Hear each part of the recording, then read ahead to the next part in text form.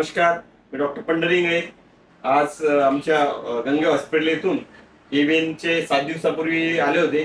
गौरव देशमुख नागपूरहून आले होते आणि त्यांना मागील 3 वर्षापासून एव्हीएन त्रस्त आहेत.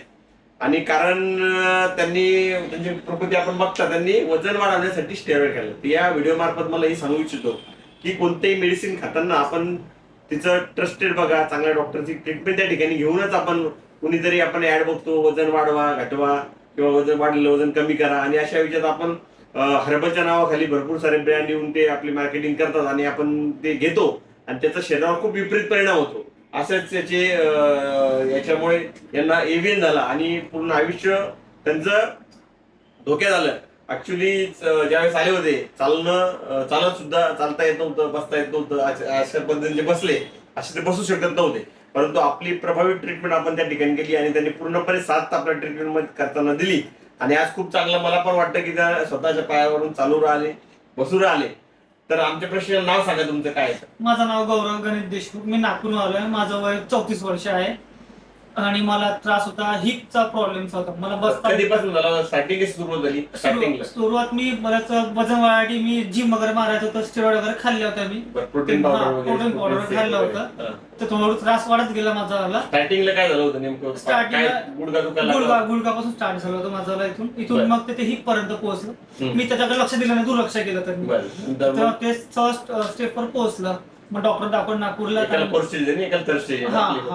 नागपूरला दाखवताना ऑपरेशन सांगितलं. मला तर ऑपरेशन करायचं नव्हतं, त्यामुळे आमच्या इथं ओळखीचे होते बुलढाण्याला, त्यांनी आम्हाला इथलं ऍड्रेस दिला इथला. मग आम्ही इथे आलो आणि चांगलं वाटलं इथं पुरं थेरपी करून. ते आज कसं म्हणजे चालता फिरता सगळं व्हायला लागला? चांगलं सगळं बिलकुल एकदम व्यवस्थित. हो, मला तर पहिले चालता येत नव्हतं. मी चालताना कसं हळूहळू येत होतं, पण आता मला एकदम बरं वाटलं. तुमची सर्व्हिस पण एकदम बेस्ट, चांगली आहे, एक नंबर. असे एव्हीएनच्या पेशंटला काय सांगाल? एव्हीएन त्रस्त असते. हा, मला हेच म्हणायचं, जे मी चूक केली ते तुम्ही नको करा आणि वेळेवर ट्रीटमेंट घ्या. आणि काय म्हणते, वेळ आरोग्य म्हणजे चांगलं, ते म्हणजे योग्य ते खा, जे डॉक्टर सांगितले खा, ती नाही सांगितले नको खा. आणि मला तर असं वाटते की माझा एक्सपिरियन्स खूप चांगला होता. बिलकुल. तर मी या व्हिडिओ मार्फत सगळ्यांना आवाहन करतो की जर कोणी तुमच्या मित्र परिवारामध्ये असं कोणी वजन वाढवण्यासाठी किंवा वजन कमी करण्यासाठी असं काही जरी बाहेर कोणा मेडिसिन वगैरे घेत असेल तर ते स्टॉप करा.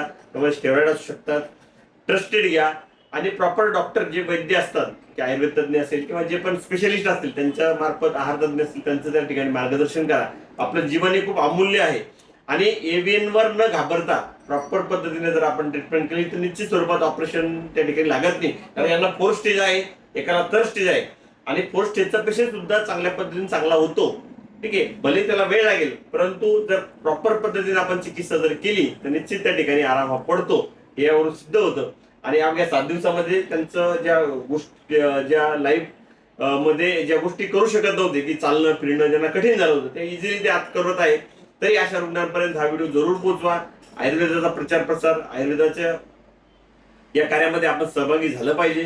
तरी धन्यवाद. जय आयुर्वेद. जाऊ दे खाली, तो गेलो, जाऊ दे खाली, वरती उचल, सरळ सरळ उचलायचं बरं, सरळ सरळ सरळ, असं नाही, आता खाली जाऊ, एक एक एक उचल.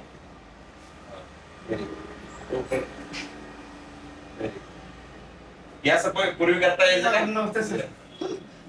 या ठिकाणी याच्या मुवमेंट आहे, ज्या दिवशी आले त्या दिवशी अजिबात या मुवमेंट त्यांना करता येत नव्हतं. माझा पाय इतपत होत नव्हतं.